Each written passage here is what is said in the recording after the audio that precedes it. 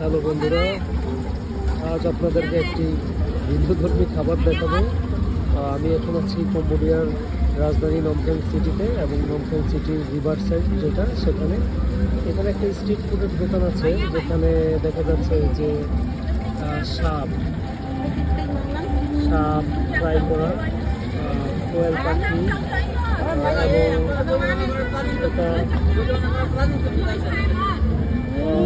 নানান পোকামাকড় এখানে আছে।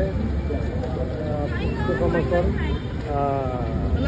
ব্যাং ভাজি, যেটা বাংলাদেশে আমরা বিচি পোকা হিসেবে চিনি, সেটাও আছে এখানে।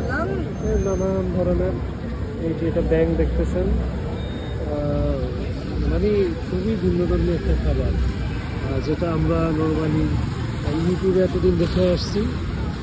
এটা আজকে সচক্ষে দেখলাম এবং আমাদের সাথে যে ভাই আসছে, ভাই একটি সাপ ফ্রাই নিয়েছে $2 দিয়ে।